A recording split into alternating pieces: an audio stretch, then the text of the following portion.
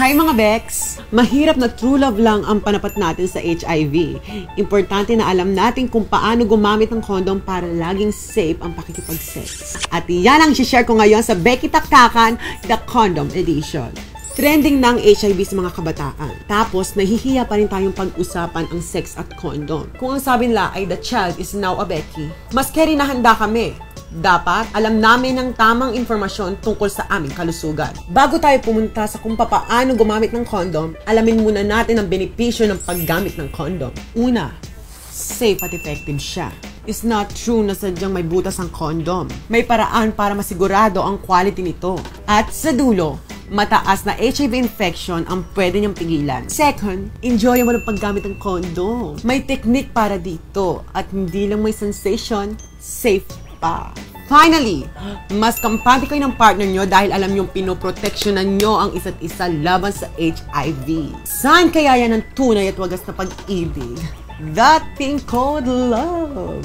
Diba? Step 1. Kausapin ang partner mo about using condom and lubricant. Bago pa na magsimula ang tsurbahan nyo, dapat klaro na ang lahat. Hindi proteksyon laban sa HIV ang in a relationship status. Dapat 100% at 24/7 faithful ang isa't isa. At alam nyo ang HIV status nyo. At kung hindi, then use condom. Step 2. Kailangan alamin ang expiry date ng condom. Pag expired na ang condom, marupok na siya at di na pwedeng gamitin. Step 3.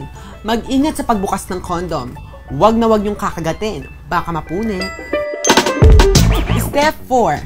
Hanapin ang unrolling side. Ang technique, hanapin ang dulo para makita ang unrolling side.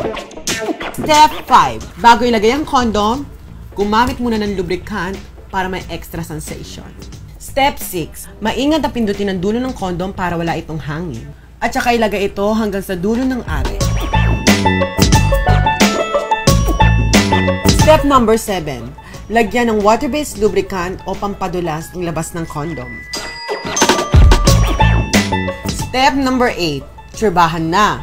Tingnan paminsan-minsan ang condom para masiguradong nandun pa ito. Step number 9. Pagtapos na at saka ito hugutin habang matigas pa ang are. Be careful, tanggalin ang condom at itapon ng maayos.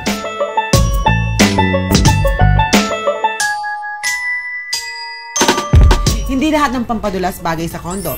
Dapat water-based lang. Hindi dapat gumagamit ng lube na may oil gaya ng cooking oil, lotion, shampoo, and conditioner. Kasi kapag may oil, masisira ang condom. Ito ang pwedeng gawin ng oil sa condom. Saan ba pwedeng kumuha ng condom? Pwede kang bumili sa butika o kaya pumunta ka sa government health facilities kagaya ng social hygiene clinics kung saan libre ang condom. May ilan na nahihiya kapag kukuha o bibili ng condom baka daw anong sabihin ng iba. Dapat deadma lang. Para naman ito sa kalusugan mo. Dapat kebs lang. Kita mo na. Mga Bex! Kailangan ng condom para sa iyong proteksyon. Bye-bye mga loves!